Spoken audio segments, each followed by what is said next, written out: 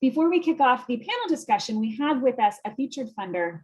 Cara Ballister is founder and president of the Bequest Foundation, and she's joining us today to share just a bit about their approach to philanthropy and how their family is thinking outside of just grant making to mobilize their assets in service of their goals and values.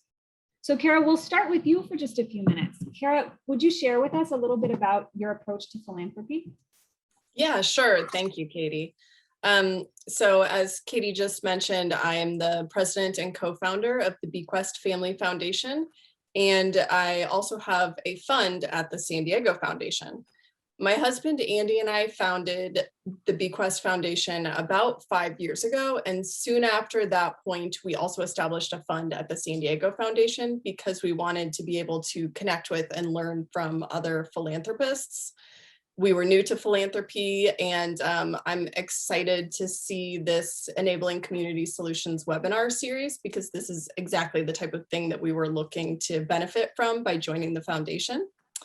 The stated mission of the Bequest Foundation is that we are fighting the climate crisis by building projects and partnering with organizations that seek to reduce carbon emissions and to fight for the policy changes that we need in order to reach a net zero carbon future.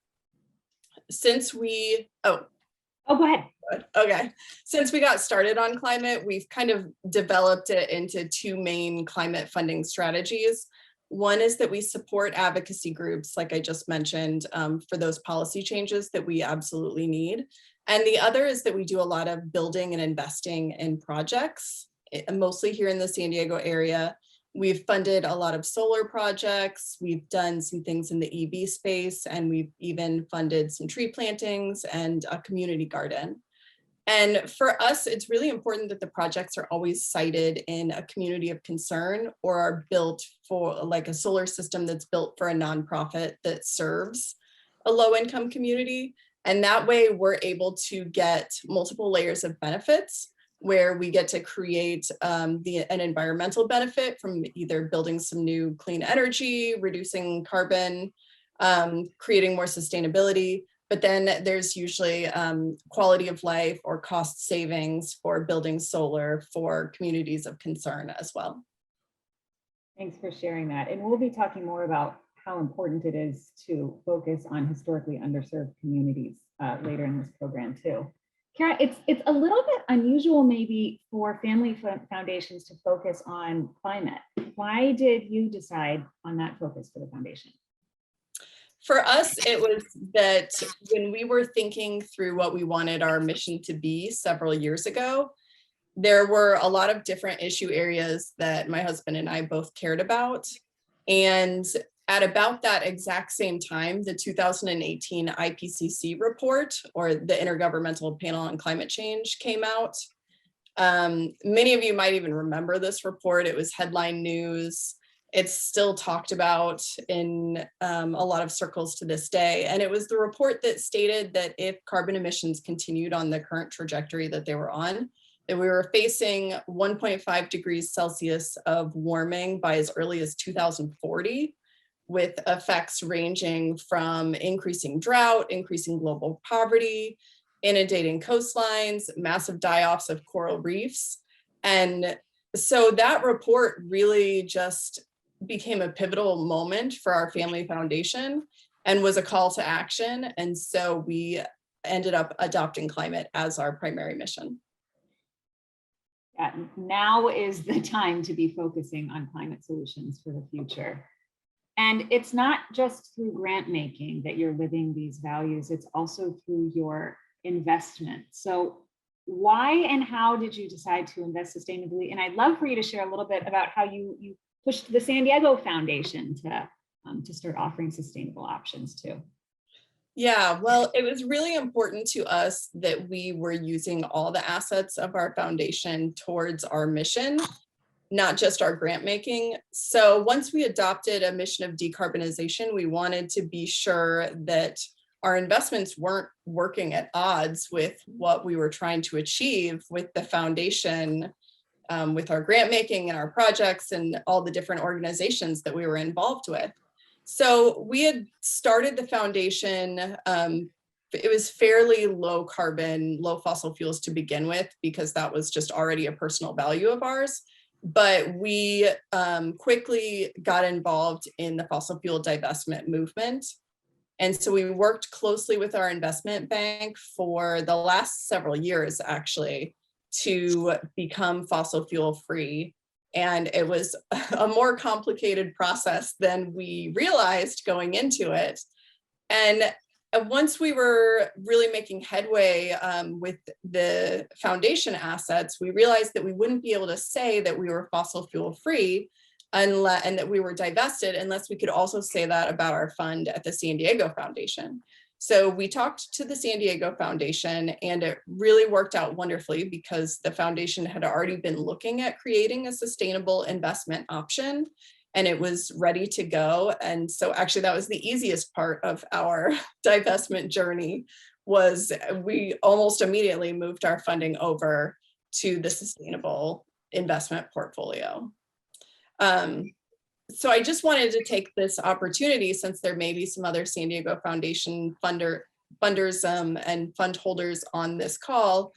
If you have not yet had a chance to look at the sustainable investment, endowment, and non-endowment portfolios, to think about moving your funding over if you are able to. In addition, the portfolios have performed really well since inception. So I'd love for more people to join us and some of the other fund holders that have become a part of this portfolio. And I'm sure you can reach out to the foundation with any questions on how you can go about moving your funding over. And I know the San Diego Foundation and their donors have done so much important work in the environmental and climate space over the years that I think it would be really wonderful to see these sustainable investment portfolios grow in order to demonstrate that this is a priority for San Diegans. And I also invite any other funders on the call that want to connect with me over climate and environmental funders. I would love to do that as well. Fantastic. Cara, thank you so much for being with us today. We'd be happy to provide a connection to, if any other fund holders want to connect with Cara, reach out to us, to me on the San Diego Foundation staff, and we'll make that connection. And Cara, thank you for the timing, was just perfect when you wanted to talk about sustainable investing options, and we had that kind of almost ready to go, but needing support and seed funding. So thank you for being kind of the push that we needed to be able to launch that work. And thank you for giving me the time to talk about it.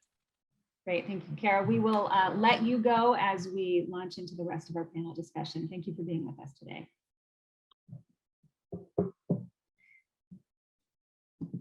So for the rest of to launch kind of the rest of the conversation, we'll be talking largely about equity and resilience and collaboration. I'd love to start by kind of laying a foundation. Darby, could you share with us what, at a high level, what are the primary climate issues facing our region? Yeah, absolutely. Thanks so much, everyone, for having me. Yeah, the San Diego region is actually, we're no stranger to climate issues. Until 2020, the San Diego region actually experienced two of the largest wildfires in California history back in 2003 and 2007. So, we've really been kind of at the forefront for a long time now. But I know it was great that Cara mentioned the IPCC report that came out in 2018, but another report, the California Fourth Climate Assessment, also came out in 2018 that had a regional report that focused in on some of these San Diego specific issues. And it really is, we are a really great county, but we have the most biologically diverse county in the contiguous 48. We also have the most variable water and rainfall of any other county in the contiguous 48. And with climate change, that's only going to get more variable. So our big rain years are going to get stronger. So that means we're going to experience more floods. But then there were years that it's not raining, we're going to be experiencing much more in drought and drought conditions. So that also leads us to, increased hazards for wildfire, which we're no stranger to, as I previously mentioned. In addition to that, the San Diego region, we boast 70 miles of beautiful coastline. That 70 miles of beautiful coastline is also subject to changes in sea level rise and increased flooding. So I know often sometimes we talk about sea level rise as maybe being, you know, a future issue into the latter half of the century. But when it comes to coastal flooding, we are already seeing a lot of these extreme events during our king tides that happen, you know, in the winter with coastal flooding. Our cities like Imperial Beach and even up north in Oceanside have, you know, increased flooding days where it impacts their residents right now. So, you know, these are some of the hazards that we're seeing across the board. So, you know, one of the best benefits of San Diego is we have great weather and great assets from mountains, forests to beaches, but that also makes us vulnerable to pretty much any sort of climate impact that you can think about. So that's, you know, we're also, when we think about water in particular too, you know, we are at the end of the pipeline for the Colorado River.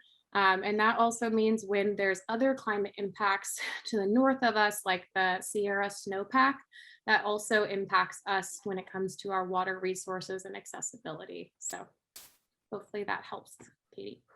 That does, Darby. Thanks for sharing that. These are enormous issues that have not only cross-sector impact, but also require really strong cross-sector collaboration to be able to even begin to address them. Christiana, I would love to turn to you to share a little bit about what regional leadership and collaboration look like. I believe that first we have a poll question for the audience. Wait. Oh, should we wait on the, well, I think it might be too late. Sorry, Okay. Christiana. We'll throw it up there and give people a sneak peek of what's to come then. So the question that we're asking the audience to respond to is related to regional collaboration. How many cities in San Diego County lack a climate action plan?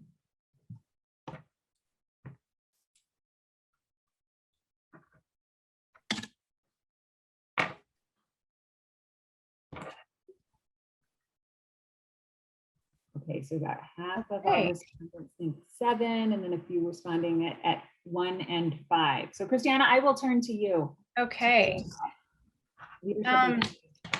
Yeah, so maybe before I respond to those results, which I'll just keep everybody on the edge of their seats here. I wanted to start with just responding to your question around collaboration and regional leadership and San Diego leadership in the space of climate action. This is, you know, for sure an area I think that we need to be focused on. Darby mentioned many of the impacts that we are facing. And I think what's really important when we talk about those impacts is that the conversation and a lot of the work that's being done in the region, you know, is maybe less focused or the technical information and science around climate and what's happening. We know that now, and we have that information. And what we're really focused on are the actual projects and programs, the policies that Cara mentioned, the tools that we have, and the how are we going to address these issues. And so that's really where collaboration, I think, becomes more and more important in this actioning solutions space, in thinking about what we're going to be able to do and how we're going to do it together. And, you know, one I think really just important note is, you know, when it comes to environment, you know, pollution doesn't stop at a city line, right? I mean, we have environment issues that span. We're going to be talking about water. We're going to be talking about, you know, air and other kinds of issues that they do not stop at a jurisdictional or county line or coastline.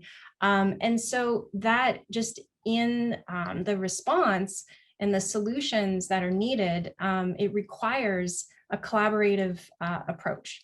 And that looks like collaboration, looks like, you know, cross sectors or within sectors, both my panelists, my fellow panelists, both Matt from Coastkeeper and Darby from Climate Collaborative can speak at length about the need and the work they've done within collaborative entities across sectors, private and public. And I think there's also a point to be made of collaboration of different and diverse actors and voices. So many of the coalitions that we form to really enable climate action need to include community members, need to include scientists, need to include a variety of different disciplines as well. So I think it's really important when we think about collaboration that it's multi-sector, it's multi-diverse, and I'm just seeing a question come in, so I was looking to see what that was. And I want to make the point then coming back to the climate action plans. I think we have a story to tell about climate action planning in San Diego. Plans for the cities is one of the tools that we have, as I mentioned, to address climate related challenges. They're a tool. They address mitigation of greenhouse gas emissions. Many of these caps, utilize a range of different strategies, goals, and mainly targets for emissions reductions. And here in San Diego, the majority of GHGs comes from vehicles and building energy use. So just to give you a sense of what's involved. So that's great. You're throwing up the slide here, as everybody has been waiting with bated breath to know. And I think the most important thing to recognize with climate action planning here in San Diego is that there is a success story to share. What I want to draw your attention to is really just the pink highlight here on the map. And the story to really focus on is that almost all the cities, including the county, that's 18 out of 19, if you include the county jurisdictions here in San Diego, have a climate action plan or are working on revision and update to that existing climate action plan. So we are taking action, and this is, I think, a story of collaboration, a lot facilitated through many different groups. And I think these plans, most recent ones too, have really been strengthened with more community engagement and input. So maybe one last point to make here that is more on the point of leadership and also just regional understanding, the regional perspective on climate change. San Diego has a high level of concern. People care and they're concerned. And I think we have another slide you might be able to pop up here that showcases San Diego's polling results from a survey looking at county residents' level of concern on climate change in relation to national related results. And so, again, this is something that I think is important to highlight. And if you combine those from high to moderate, mild responses on level of concern, you're looking at an 86% rate for San Diego. So, I think this is important to highlight. We want to celebrate success here. We want to look at where we're taking action. And this is really important to combat the sometimes doom and gloom kind of messaging and overwhelm. I think that can happen, that we are doing the work, and there's a lot of work to do, but there is also some hope and good work that's being done. Christiana, thank you for sharing that. That is really heartening, both pieces, that almost our entire county is covered in terms of climate action plans, and also that the will of the community seems to be there, that our community members at large are aware of climate change as an issue that needs to be addressed. So thank you for sharing that and bringing this information to us. Matt, I want to turn to you. Your work obviously focuses on water, and water is something that is often left out of climate action plans. These plans often don't include explicitly things like water adaptation and resilience. So I'd love if you could share a little bit about why you think that might be, and also kind of bigger picture, how do we combat silos in this work? Yeah, that's a great question. And it's true, the climate action plans often don't, I would say, either adequately address water-related climate issues or really address them at all. They sort of leave it to empty chapters. And but I think as a foundation, it's important to understand there's a tremendous nexus between water and climate. And so at Coastkeeper, our work, and again, with Christiana mentioned, along with stakeholders and really collaboration in this space is essential. We're in a sort of two-pronged look at this, right? First is continuing to reduce the amount of greenhouse gases associated with water use. For those who don't know the nexus, the state estimates about 20% of all energy in the state is used for the transport, treatment, and use of water. So that's tremendous, right? You can see the benefits of conservation and different water management strategies. And then also simultaneously focusing on building climate resilience and adaptation in the water space. But because CAPs don't really have a strong role in that, we are kind of left to this more traditional roles and more traditional tools and some siloing. And I'll just kind of give an example. In the county of San Diego, we have dozens of water supply agencies, nearly as many wastewater agencies. Then we have stormwater departments within each municipality, all of whom are separate from the departments who are drafting the climate action plans. And so add on to that layers of a regional water quality control board, a county water authority, and you get to see how sort of mired and siloed this could be. Someone who lives in the city of San Diego understands that the city is responsible for climate planning and water. But you have a public utilities department who deals with water and wastewater. You have a sustainability department writing the CAP, and you have a stormwater department looking at flooding and water quality and these type of things. And so you're sort of left, with this legacy of siloing and disjointed. And the climate action plans, I guess, as they originally came about, were not very well equipped. Some of them have water use targets that are actually by now quite out of date. But that doesn't leave us without tools. And so within that scenario, our job at Coastkeeper and our partners is to sort of navigate and utilize this really can be a complex web of laws, regulations, and different drivers to help bridge the gap between our communities and then the decision makers to advocate for and achieve equitable water and climate solutions. Some of those traditional goals might be the Clean Water Act or Safe Drinking Water Act that are now going on 50 years old, but they still are equipped to help us deal with, when we couple them with newer climate goals and regulations, they help equip us for this conversation and progress in there. And so additionally, adding the community input, community engagement, we learn the threats facing our communities, and then we also help build an increasingly literate public in this water and climate space. And Christiana pointed out, the polling and the idea that this is important. But I think, I will say kind of at Coastkeeper specifically and with our partners, to help break down these silos, our advocacy and outreach approach has really been centered around what we know as the One Water approach. And we didn't invent this, it's throughout the country, but we're really bringing that to San Diego.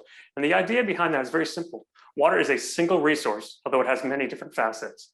And so using our relationships with regional and local decision makers, that advocacy has really seen some great success. And if you'll indulge me for just a couple of seconds, I want to point out some of that. So even within that siloed structure, Coastkeeper, along with some of our partners, have signed what we call the cooperative agreement with the city of San Diego for something called the Pure Water Project. This is enormous. For those unfamiliar, it is a wastewater recycling project that will drastically reduce ocean discharges in the region, which builds climate resilience, but also provide 50% of the city's water supply by 2035 by recycling. So through these efforts, many years of these efforts, we were able to help break down that wastewater silos, improve water quality in the ocean, but also build climate resilience through additional water supplies that are lower carbon. We've also been able to get the Stormwater Department and PUD to look at treating stormwater more as an asset than a liability, and really looking at prioritizing green infrastructure investment. And then finally, while it is siloed, we've been able to get the city's sustainability department to look at these stormwater and water solutions as climate resilience and adaptation strategies to lower greenhouse gases. So I guess in closing, I'll say there's a lot of work ahead. The disjointed bureaucracy kind of lends itself to us having to navigate this, but I think educating around this One Water approach has really helped us break down these silos and get decision makers to see that water really is just one precious resource and plays an enormous role in our climate future in San Diego. Thanks, Matt. I think that really clearly illustrated the complexity and kind of an overlapping nature of these issues, and that we need responses that are as intersectional as the issues themselves. And it's policy and philanthropy and advocacy all has to work together. And of course, you brought up that community is an important player in this too. Everett, I would love to turn to you for a moment. You have been working with our nonprofit and community partners for years at the San Diego Foundation. What do you see as the role of nonprofits and community organizations in climate work? Mm. And we just got a really good example of when Matt and Darby were just giving their kind of high level just overview of some of the topics we're just talking about. Of a lot of our climate, and this isn't just exclusive to our environmental nonprofits, this is across the board, whether you're looking at issues of housing, education, infrastructure, mental health. Nonprofits are really being tapped as subject matter experts, a lot of times innovators and trusted partners, especially in decision-making spaces, more and more as they really have a pulse on what community needs are and really driving solutions based off of those needs. And so that in that way, we're creating solutions that really are effective and efficient and really get to the meat of where we can really support our communities the best. And I'll keep it short as far as this, but really thinking as a funder, how can we best support these trusted organizations that in many ways, they're really acting in the best interest of our communities, regardless of what issue area we're really affecting. And how we really, as a funder, can use our role and even sometimes our voice to be additive, make sure that are we creating a funding structure and reporting structure for that matter, that is reducing the amount of work that nonprofits often, because as you'll likely know, applications, reports that take a lot of time. A lot of that time could also go towards really implementing the great work that that nonprofits have such a strong role in implementing. And just something to think through. A lot of what we do here at the San Diego Foundation is we're starting to shift a little bit of our programmatic and grant making structure to really provide this flexibility, ensure that nonprofits have the resources, tools, networks, and really capacity to make sure that they can actualize a lot of the great work that we've even just teased at within this first maybe 20 minutes and 30 minutes of this webinar. And something to keep in mind throughout this talk, there's a lot of, if you're interested in learning more about how funders can kind of change up and make sure that they're most supportive, just to think there's a lot of resources out there. Trust-based philanthropy is one. That's a good trigger kind of search that you can look at. But we're about to jump a little bit into the section of equity and today I won't get into that because I know that we're going to jump into our other speakers to talk about that. But within the work of climate change and equity, it's really looking at how communities are really the drivers of inclusive solutions. And more, that's been a trending kind of approach throughout, not just in philanthropy, but across the country. This is something that we're all looking at, and how we can really figure out when we're thinking of climate change, how are we developing approaches that best serve the needs of those that collectively we're all really trying to do as funders, as nonprofits, and even just as community members. I'll leave it there. Well, and one of the ways that funders have been coming together to lean into best practice and shared learning has been through the climate equity work with Catalyst, formerly San Diego Grantmakers. Can you share just a little bit about that, Everett? Sure. So that was a really good example of different funding organizations. And if you don't know Catalyst, they were formerly San Diego Grantmakers and really provide a lot of great resources for other funders as well.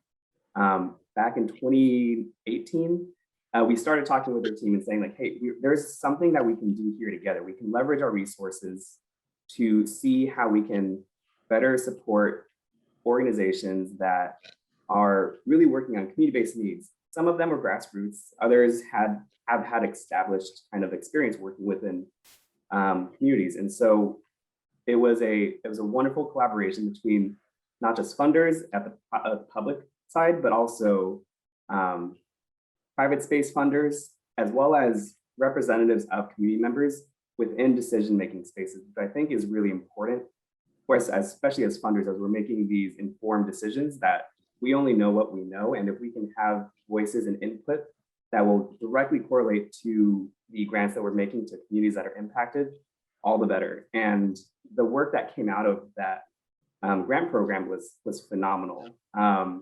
It was circled on food security, creating community ambassadors who working with local government can make sure that we have community voice in government decision-making, working on issues of transportation, but at the core of it, they were all community driven. And that wasn't just at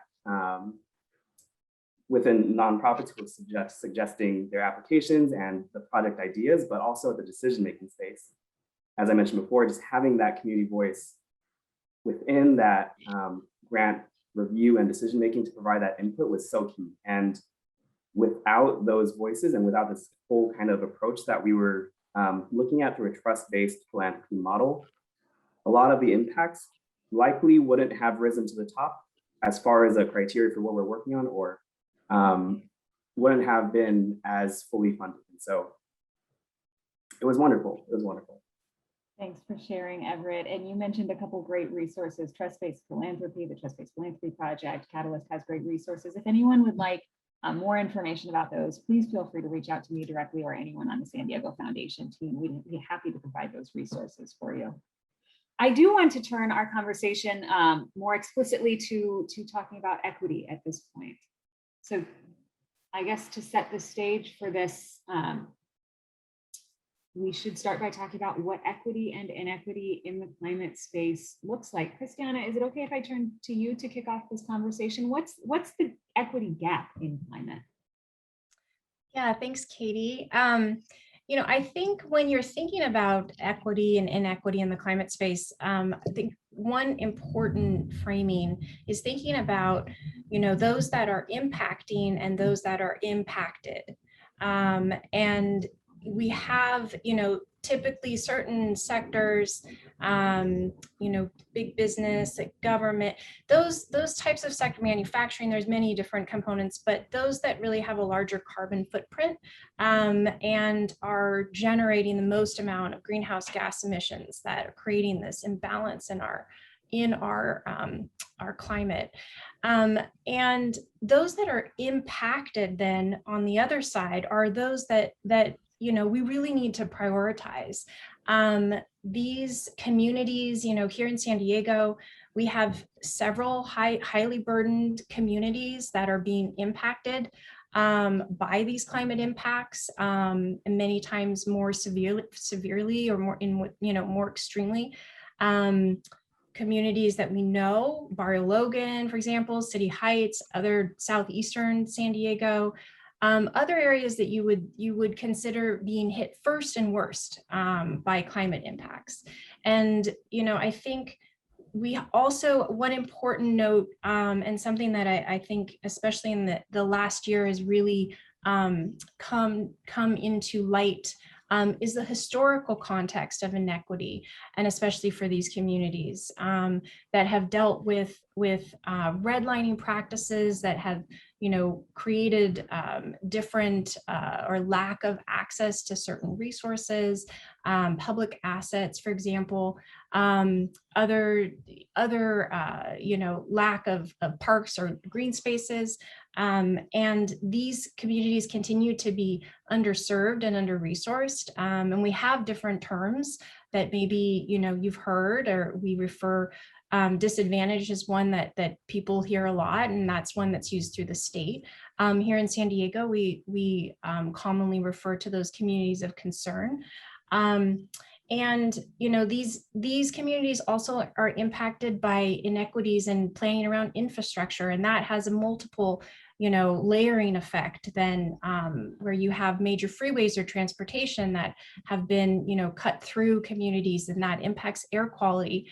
And, you know, all of these have these compounding effects that look like inequity, you know, because you have burdens that are health burdens, you have cost burdens, you have, you know, more challenges that these communities have to face. And then, you know, in terms of facing those challenges, they're less resourced and being able to respond.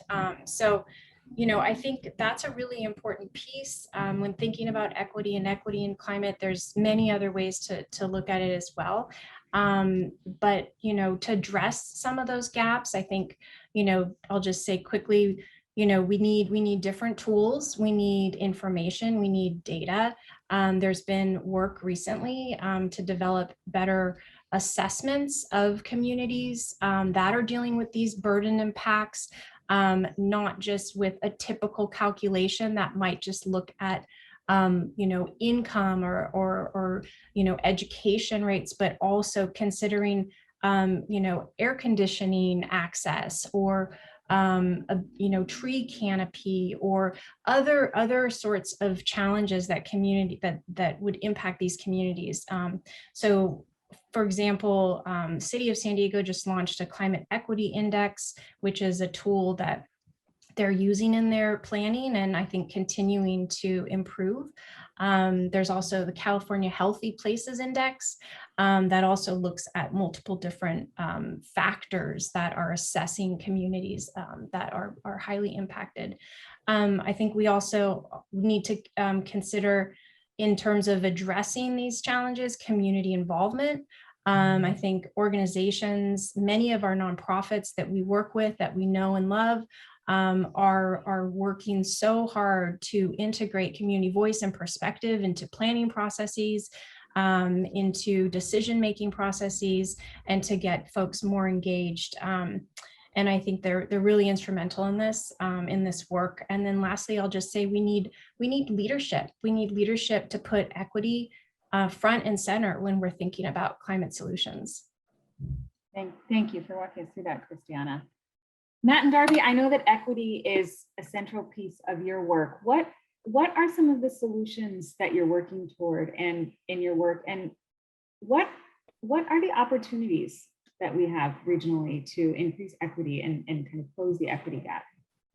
Yeah, maybe I can start first. So thanks for that.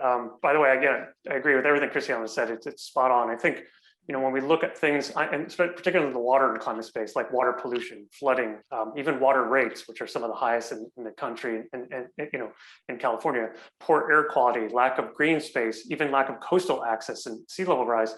These are just some of the myriad issues that are tied to inequity in the water climate space. And so for us, I think water equity is really ensuring all San Diegans and communities have access to affordable, clean water, and they are resilient in the face of climate change. And I think for us, it means prioritizing planning and investment in communities of concern, as Christiana mentioned, which predominantly are low income and communities of color, for things like sustainable waste and stormwater management, for conservation efforts, for to really look at reversing the impact trends through investment in these multiple benefit solutions.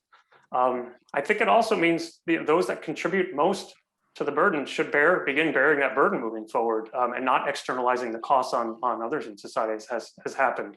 I think it means ensuring climate resilience and ensuring, again, access to safe and affordable coastal resources. But I also, and I'll echo Christiana, it means ensuring the community voice on local and regional water boards, on decision-making bodies when it comes to water and climate actions. Because if we truly, and we do, believe in these community-driven solutions, there needs to be a pathway for that. So groups like ours can act as the conduit, the pathway, the bridge to that. But ultimately, we want folks in the communities to be on this part of the community, planning in the decision-making processes. And I think we are seeing some of that. I think all of us can say, compared to maybe even 10 years ago, the makeup of whether it's a city council or a county supervisor, it's changing to be, and we hope some of these boards, there's a way to go in the water world with getting there, I think, to say. But I also say that, as we look to some of these solutions, also the opportunity comes because often the communities that really are the most impacted by poor water quality, flooding, water rates, and those things are also the ones that would benefit most from things like green infrastructure, where it's additional green space, parks, flood control, green streets, green alleyways, even if it's cisterns. I mean, there's a numerous of either distributor centralized actual infrastructure you could build, and there's opportunities there. But they match well. So it's really the political and community will to say, yes, we want to prioritize investment in there. I would go further and say advocating for local workforce training and job creation and development. Many of these water jobs are new. They're not taking jobs or replacing jobs in a different sector. And so there's incredible opportunities to create green long-term jobs and processes there as well. And I kind of, I'd like to just give, when I talk about water inequities, like one example that might not really pop to most people's minds, but I think it's kind of a real world example. Mentioned extreme heat events or heat waves in San Diego. And we as San Diegos, we're used to sort of folks, especially who don't have air conditioning or access to air conditioning, as Christiana mentioned, often will head to the coastal waters to seek some relief, right, from the overbearing heat at times. Well, Christiana mentioned, communities like Barrio Logan, City Heights might not have access to air conditioning, and honestly have limited access to waterways. So their closest waterways might be Imperial Beach, San Diego Bay, or Mission Bay. And I pulled some numbers just to illustrate. San Diego Bay had unsafe water conditions for 164 days last year in 2020, when most people were just looking to get outdoors anyway and be somewhere where they can have respite. Mission Bay itself was impaired or polluted for 83 days of the year and unsafe. So if you look at that juxtaposition and maybe take La Jolla, Bird Rock, or other places, there's far fewer impediments to coastal access and clean waters there. I think for us, water equity is both acknowledging these truths, but also addressing them. And so looking at where we get the most value for dollars spent and reversing some of these trends, certainly. And again, I just kind of mimic, I think in the end, water equity is the realization and achievement that a fundamental right to clean water and is accessed and realized throughout our region. And that's really what we're working towards. Thanks, Matt. Darby, I'd love to hear from you too. How does your work address equity, and why is it so important that we focus on these communities of concern? Yeah, absolutely. And I think I'd love to talk about the idea of, you mentioned solutions earlier, Katie, and I think one pathway for thinking about integrating climate through thinking about climate as the great multiplier, right? When we think about how climate is going to have an impact on communities, it's not necessarily that communities are thinking about, drought, or they're thinking about flood days. What they're thinking about is, safety. They're thinking about putting food on the table. Are they going to be able to keep a roof over their head? These other aspects that will have an impact with climate, right? I think Matt mentioned a great opportunity there of a lot of folks don't have an air conditioner in San Diego, because historically we haven't needed it as often, but that's also a cost burden to our communities, right? Like it's expensive to run an air conditioning unit. Maybe you don't have that access. And so thinking about climate change solutions as how are we really releasing these burdens of these, what we're considering to be baseline community threats, right? How are we creating wealth and building wealth equity in communities, and then recognizing that is a climate solution, right? Like really helping to build these pathways towards enhancing equity, all of which is a climate solution. So I think there's a lot of opportunity when it comes to investment and comes to in solution, is to think about how your money is really, impacting these communities in that way. And are you, reduce burdens of what climate's going to cause to come, right? And especially if we think about wildfires, for example, do families have the ability to evacuate? Are they able to, can they afford to? Where is our transit systems running? And I think we think about this a lot as we transition from climate mitigation, which is really focused on reducing greenhouse gas emissions, to the thought process around adaptation and resilience, and how we are inherently building structures within our communities to create a more equitable and just climate resilient community. And so I think that's, for me, is where we're really focusing on trying to frame those solutions. And at the Climate Collaborative, we work with cities mostly. So really trying to highlight, where some of these solutions can fit into plans that already exist. And maybe that's not inherently in a climate action plan. Maybe that's in the housing update. Maybe that's in the general safety plan, or, across these different aspects of our society. And so I like to think about climate as the great multiplier to inequities that already exist. I'm hearing we need to think differently about what climate work includes and make sure that we're keeping the community absolutely centered in this work. That also transitions us really nicely, thank you, Darby, to resilience, to a conversation about resilience. Matt, I would love to turn to you for a quick overview of, when we think about climate resilience, what does that mean? What does climate resilience mean, and what could it look like? Yeah, thanks for that. I appreciate it. So I think when we talk about resilience and adaptation, we know that even if we're successful at drastically curbing greenhouse gases, getting to zero carbon, that we're still going to face sea level rise. It's happening now, will continue. We will see longer, more severe droughts. When it rains, as mentioned before, heavy flood events due to inundation of our existing and quite honestly outdated infrastructure. Warmer temps, less snowpack. We import 80% of our water here. So that actually puts increasingly our supplies in jeopardy. And of course, there's the water quality side. So I think knowing all of this, we as a community need to advocate and educate about investing in building what's called resilience and adaptation. And if folks aren't familiar with what that means, essentially, the idea behind resilience and adaptation is this need to anticipate and prepare for and respond to what we're seeing as the impacts, these what people call disturbances or really it's real world, upheavals at times related to climate change. So this really does you mentioned this, Katie, changing the way we fundamentally do business. By not only preparing for and mitigating drought and sea level rise, major flooding when it does rain, and decreasing water quality and supplies that's going on, but also investing in infrastructure and incentives that address not only the ongoing inequity and historic, but also forward-looking to how we address this climate. And so, specifically, what does that look like? I alluded to it a little bit earlier, but this kind of one water approach where we start figuring out how we look at these multiple benefit projects of whether it's green infrastructure, we like to say water conservation, stormwater capture, wastewater recycling are just reduce, reuse, recycle, put in a little bit more wonky way. And if you start looking at this green infrastructure, it helps simultaneously create more urban green space, which helps with heat island effect. It filters pollutants, it reduces flooding. It then reduces the inundation and burden put on our existing infrastructure along the coast to sea level rise. So we look at these things and how related they are, and they all are connected. I will just kind of say, because there's a cost to all this, and we know there's a cost to all this, and I'll be brief about this, but as an example, the city of San Diego points out over the next 5 years, in this space for stormwater and green infrastructure alone, it has a 1.4 billion with a B deficit just to achieve its federal and state requirements. And it's looking at funding that mechanism.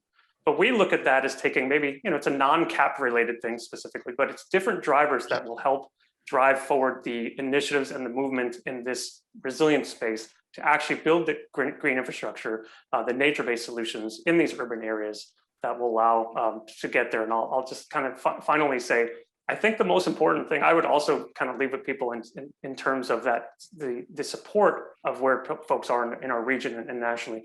Water is definitely not a partisan issue, right? Public infrastructure investment in water holds incredibly high, and I think people recognize the need for it.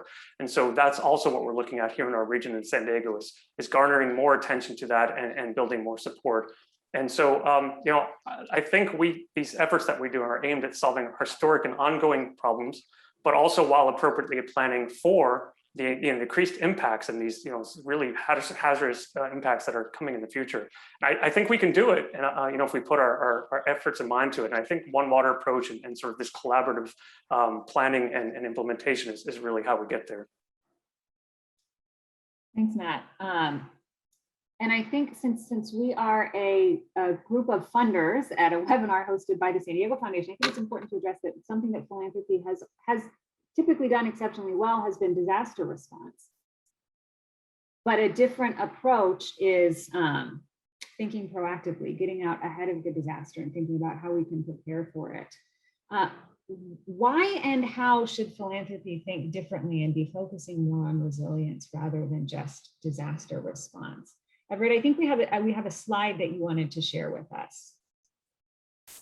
Yeah, so I'll talk a little bit through this, and very quickly, this is from a nationwide research project by a National Institute of Building Sciences, looking at across a lot of different types of disasters.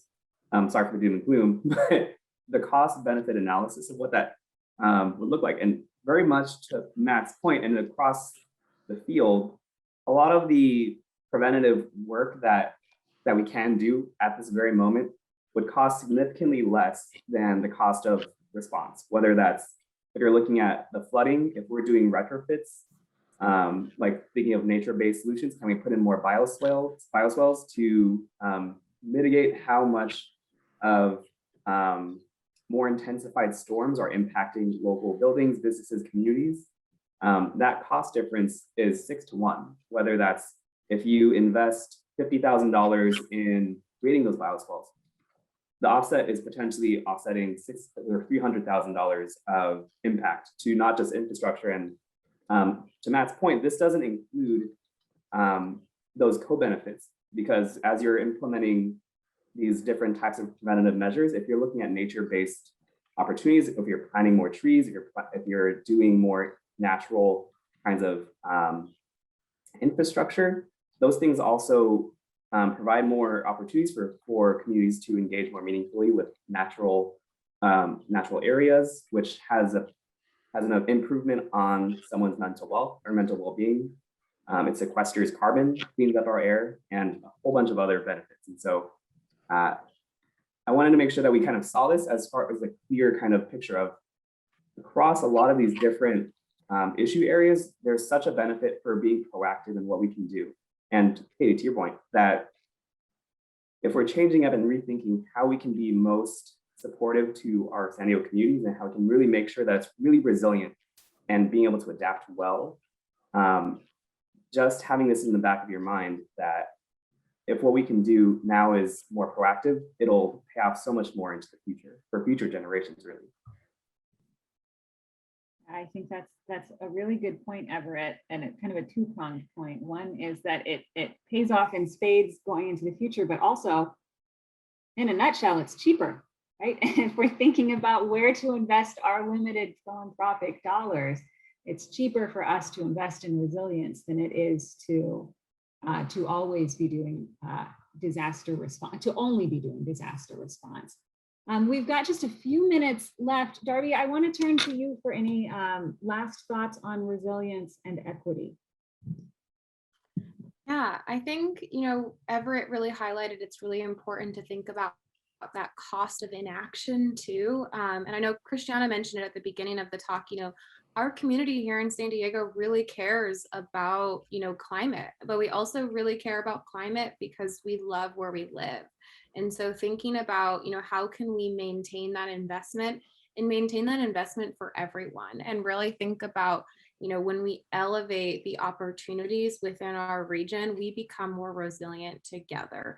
And that cost now is really going to be a lower, pay point when it comes to what we expect for the future, as well as really creating the community that we all want to live and thrive in and leave for our next generations to come. So that's just all I wanted to add, Key. Thank you. Thanks so much, Darby. We always like to take a moment when we have a group of community-minded folks together to talk about what you can take with you and do after this webinar. So a few ways to call out that you can help be a part of these solutions. The first, of course, give to either the San Diego Foundation's Climate Initiative or to nonprofits, including either of the phenomenal nonprofits that we have represented here today. I think we'll be dropping a couple links in the chat to Coastkeeper and the Regional Climate Collaborative. Think about how you're investing your philanthropy. Back to Caras' point at the start of this conversation. It's not just about grant making, but it's about where we're parking all of our dollars. And if you would like to, if any of the fund holders on this call would like to talk about either shifting some of your fund or opening a new fund within the San Diego Foundation Sustainable Portfolio, we'd love to talk to you about that. Matt and Darby have both offered, if you'd like to follow up and have a further conversation with them, we'd be happy to make that connection. Of course, anyone on the San Diego Foundation staff, including Christiana and Everett, are also more than happy to continue this conversation. And the conversation about climate is also about this beautiful space that we live in. So take a moment and reconnect with natural spaces and be mindful of the ways that we are reliant on and connected to our natural resources. Matt also mentioned some of Coastkeeper's advocacy work. If you want to think beyond traditional philanthropy and think about ways that you can use voice and influence to be part of solutions, Coastkeeper has regular advocacy workshops. We will also be following up with some reports and research to learn more. Thank you all for joining us for this important conversation. Thank you to Matt, Darby, and Christiana and Everett for being with us today, not just for your time today, but also, and I think more importantly, for the critically important work that you do. For those of you who are fund holders with the San Diego Foundation, you have also received an invitation to a webinar next week that we hope you can join us for. It's exclusive to San Diego Foundation fund holders. We'll be rolling out the very first look at our new about to be launched strategic plan. So I hope that you'll be able to join us for that. And again, thank you all for your time today. It's been a pleasure.